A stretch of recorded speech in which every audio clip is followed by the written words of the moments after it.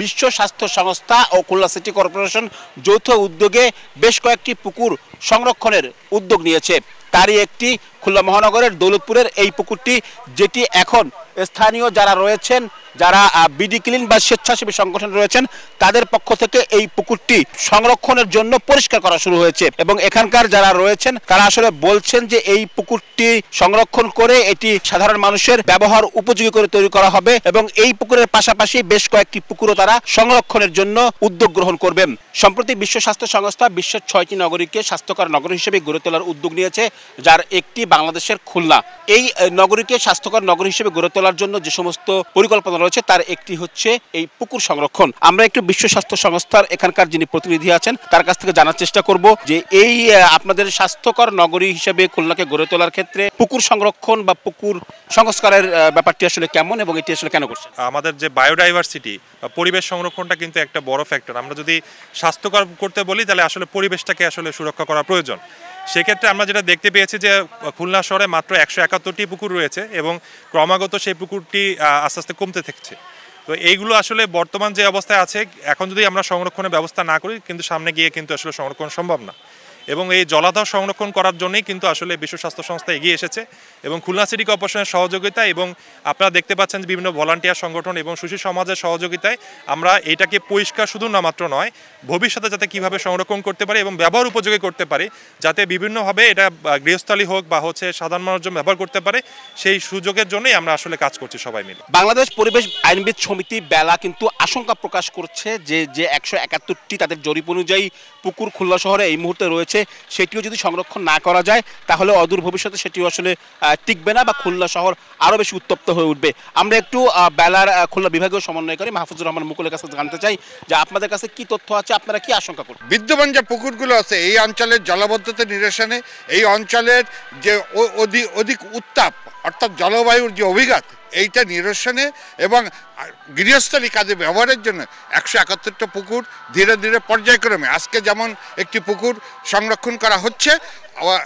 এর পাশাপাশি অন্যান্য যে বাকি যে 170টি পুকুর আছে এই 170টি পুকুরও সকলের প্রচেষ্টায় সংরক্ষণ করা হোক, এই দাবি রইল। বিডি ক্লিন স্বেচ্ছাসেবী সংগঠন এই পুকুরটির যে কচুরিপানাগুলো রয়েছে সেগুলো পরিষ্কার করছে, অল্প সময়ের মধ্যে পুকুরটি সম্পূর্ণ পরিষ্কার করে ফেলবেন এমনটি আসলে প্রত্যাশা করছেন এবং এখানে 50 জনের মতো স্বেচ্ছাসেবী এই কাজটি আসলে করছেন। গত 10 বছরে খুলনা শহর থেকে প্রায় 2000 পুকুর হারিয়ে গিয়েছে এবং এসব পুকুরের অধিকাংশ কিন্তু ভরাট করে বিভিন্ন ভবন তৈরি হয়েছে, যেটি কিন্তু আসলে আইনেও নিষিদ্ধ আছে। যারা আসলে আইন প্রয়োগ করেন অর্থাৎ বাংলাদেশ পরিবেশ অধিদপ্তর, তারা আসলে আইন প্রয়োগের জায়গায় আসলে কি কাজ করছেন এবং যে 171টি পুকুরের অস্তিত্ব এখন পাওয়া গেছে সেগুলো সংরক্ষণের ব্যাপারে তাদের আসলে উদ্যোগ কি, সেটি আসলে আমরা জানবো বাংলাদেশ পরিবেশ অধিদপ্তরের খুলনা বিভাগের উপপরিচালক মোহাম্মদ শরীফুল ইসলামের কাছ থেকে। একটু জানতে চাই যে গত 10 বছরে আমাদের এই অঞ্চল থেকে বহু পুকুর হারিয়ে গিয়েছে এবং সেসব জায়গায় স্থাপনা তৈরি হয়েছে এবং আইনে সেটি নিষেধ আছে এবং এই আইনটি প্রয়োগ করার কথা আপনাদের, সেই জায়গাটি আপনারা কতটা সফল হয়েছেন, পাশাপাশি যে বিদ্যমান পুকুরগুলো রয়েছে সেগুলো যাতে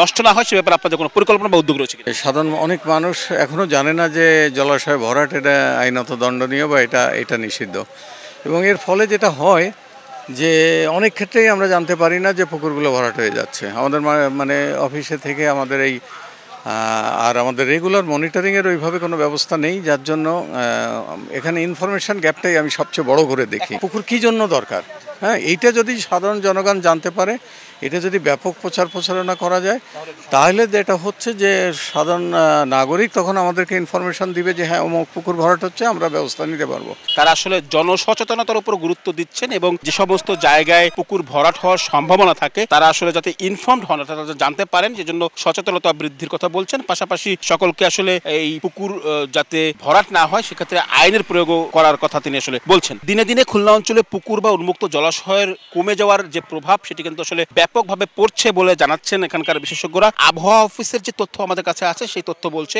গত 10 বছরে খুলনা অঞ্চলে গড়ে প্রতি বছর 1 ডিগ্রি সেলসিয়াস তাপমাত্রা আসলে বৃদ্ধি পেয়েছে এবং যেটি আগামী দিনের জন্য আরো ভয়ঙ্কর হয়ে উঠতে পারে এবং সেটি আসলে ভয়ঙ্কর জায়গা থেকে কমিয়ে রাখতে পারে উন্মুক্ত জলাশয়। আমরা একটু খুলনা প্রকৌশল ও প্রযুক্তি বিশ্ববিদ্যালয়ের একজন শিক্ষকের সঙ্গে কথা বলতে চাই, জনাব তুষার কান্তি। তার কাছ থেকে একটু জানতে চাই যে কি ধরনের আশঙ্কা আপনাদের মধ্যে রয়েছে এবং কি ভাবছেন যে অবস্থায় পুকুর আসলে কমছে, উন্মুক্ত জলাশয় কমছে, আগামী দিনে আমাদের আসলে কোনো ভয়ের কারণ রয়েছে? জলাশয় অত্যন্ত গুরুত্বপূর্ণ ভূমিকা পালন করে, বিশেষ করে তাপমাত্রা কমানোর, হ্যাঁ, সহনীয় পর্যায়ে রাখার জন্য আমরা একটা তথ্য আপনাকে দেই। যখন আমরা ইউনিভার্সিটির মধ্যে ঢুকি তখন আমাদের খানজাহান আলী হলের ছাত্র হলের পাশে একটা জলাশয় আছে।